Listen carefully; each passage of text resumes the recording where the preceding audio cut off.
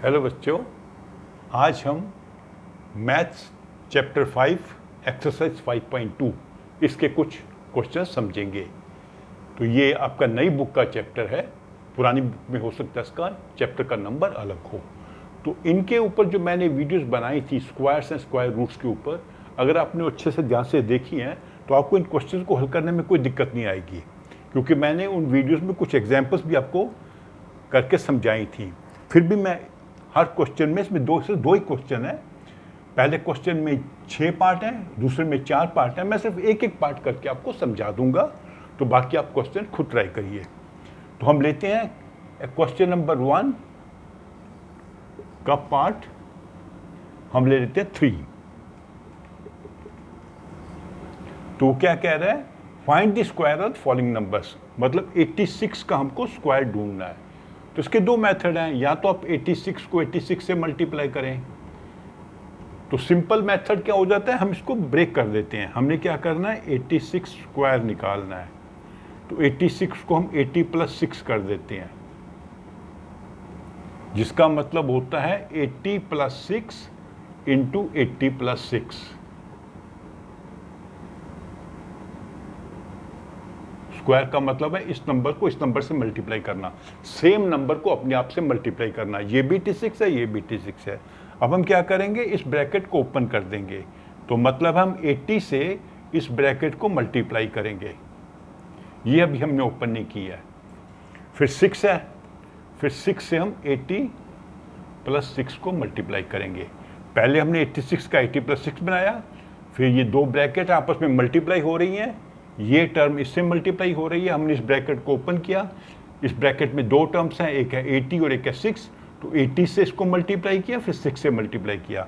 अब दूसरी ब्रैकेट भी खोल देंगे, 80 से इसको मल्टीप्लाई करेंगे, फिर इसको करेंगे 80 × 80 80 स्क्वायर, 80 × 6 सेकेंड टर्म हो गई। अब यहाँ पे 6 से करेंगे इसको 6 × 80 + 6 × 6 6 स्क्वायर हो जाता है। ठीक है, तो अभी क्या करेंगे, 80 स्क्वायर का मतलब क्या होता है, 80 × 80। तो मैंने आपको सिखाया था कि जब ऐसे नंबर्स को मल्टीप्लाई करना है, 8 8 = 64, तो कितने ज़ीरो हैं, 1 2, 2 ज़ीरो लग गए। यहाँ पे 6 8 = 48 और 1 ज़ीरो। यहाँ भी 6 8 = 48, 1 ज़ीरो, 6 6 = 36। तो अब इसको ऐड कर देंगे, 6 0 0 0, 6 आ गया, 0 8 8 16 16 + 3 19, 1 आ गया, 4 1 5 5 4 9 9 4 13, एक कैरियर हो गया, 6 1 7 7396। ये इसका स्क्वायर की वैल्यू है। 86 को जब हम स्क्वायर करेंगे इसकी वैल्यू ये आएगी। तो हमने सिंपल मेथड से किया, ऐसे भी कर सकते थे, ये थोड़ा सिंपल मेथड है। ठीक है, तो बाकी जो क्वेश्चंस हैं वो भी आप ऐसे ही कर सकते हैं। जैसा पहला क्वेश्चन है 32, तो उसको आप क्या करेंगे, 30 + 2 स्क्वायर कर देंगे। ये फर्स्ट क्वेश्चन है, तो मतलब 30 + 2 × 30 + 2। तो बीच में ये साइन लगाएं या ना लगाएं कोई अंतर नहीं है, इसका मतलब है कि दोनों को मल्टीप्लाई करना है। ठीक है, फिर नेक्स्ट क्वेश्चन क्या, 35 है, तो वो भी ऐसे करेंगे। 35 को अब 30 + 5 करके स्क्वायर कर देंगे। 93 है, उसको आप कर देंगे 90 + 3 स्क्वायर, और 90 + 3 × 90 + 3 को मल्टीप्लाई करेंगे, और ऐसे ही ब्रैकेट ओपन करके ऐसे ही सॉल्व करेंगे। तो ये सब क्वेश्चंस जो हैं आप खुद बाकी अटेम्प्ट करिए। हम आ जाते हैं क्वेश्चन नंबर 2 पे।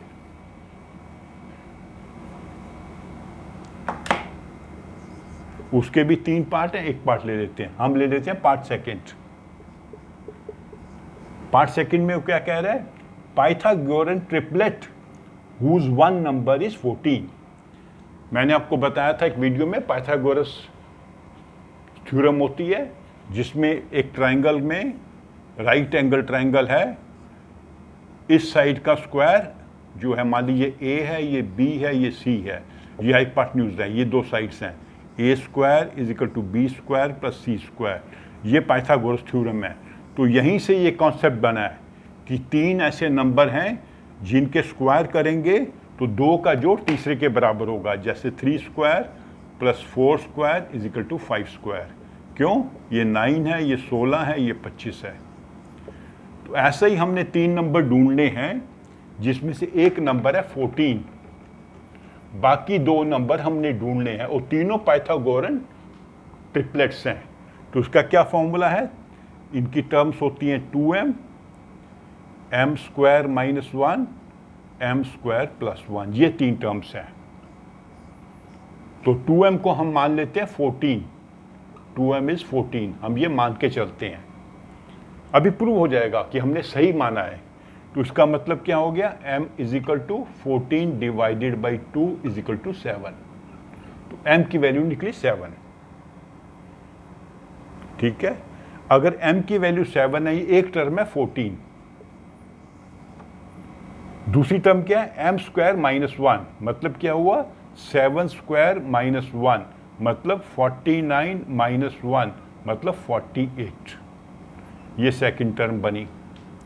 थर्ड टर्म क्या है? m स्क्वायर प्लस 1, मतलब 7 स्क्वायर प्लस 1, मतलब 49 प्लस 1 इज इक्वल टू 50, ये तीसरी टर्म बनी। तो अब क्या टर्म्स बनी हमारी? 14, 48 और 50। तो इसमें क्या होगा? अगर हम 14 square plus 48 square is equal to 50 square, ठीक है। अभी 14 स्क्वायर क्या होता है? 14 स्क्वायर होता है 196। 48 स्क्वायर क्या होता है? 48 स्क्वायर होता है 2304। अगर इन दोनों को जोड़ दें, 4 6 10 1, 9 1 10 1,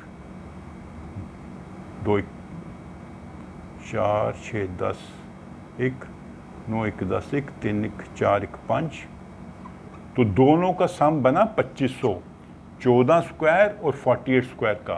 तो 2500 क्या होता है? 2500 इज 50 स्क्वायर, तो वो है थर्ड टर्म। तो हमने बेसिकली ये 2 टर्म ढूंढनी है, ये हम इसको वेरीफाई कर रहे हैं कि क्या हमने सही टर्म ढूंढी है। और कैसे ढूंढी? हमने जो टर्म गिवन है, ये आपके क्वेश्चन में गिवन है,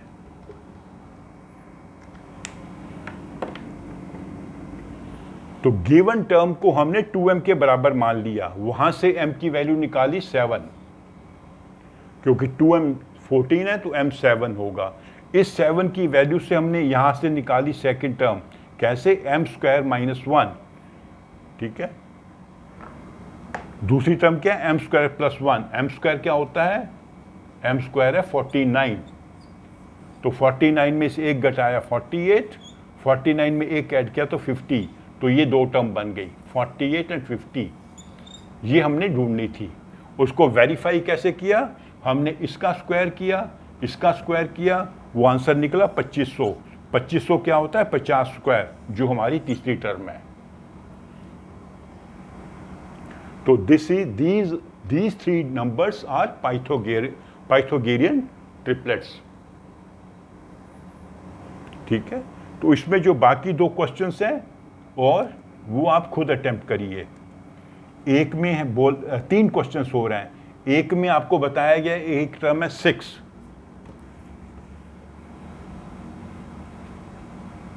तो मैं थोड़ा सा हिंट दे देता हूं आपको। पार्ट 1 में क्या है? एक टर्म बताई गई है 6, तो बाकी 2 टर्म ढूंढनी है। तो 2m इज इक्वल टू 6, तो m इज इक्वल टू 3। यहां से आपने m स्क्वायर निकालना है 9, फिर 2m square m square minus 1 और m स्क्वायर प्लस 1, ये 2 टर्म निकल जाएंगी आपकी ऐसे।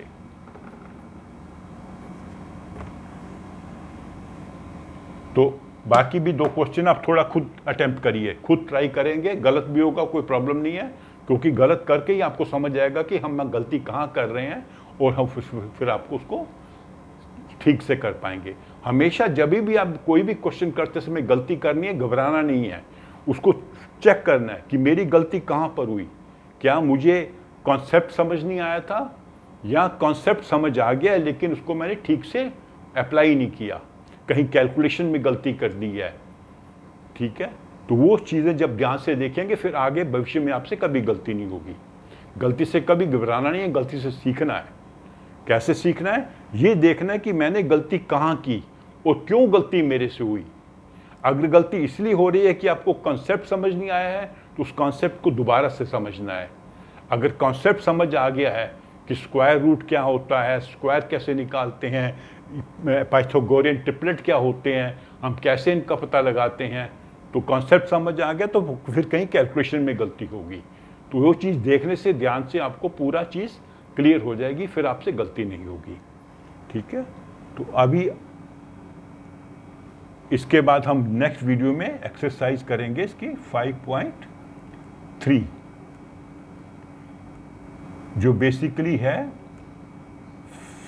हमने स्क्वायर रूट निकालने हैं अलग अलग नंबर्स के, ठीक है। तो आप मेरी इस वीडियो को लाइक करो, अपने फ्रेंड्स के साथ शेयर करो और मेरे चैनल को सब्सक्राइब भी करो। Thank you.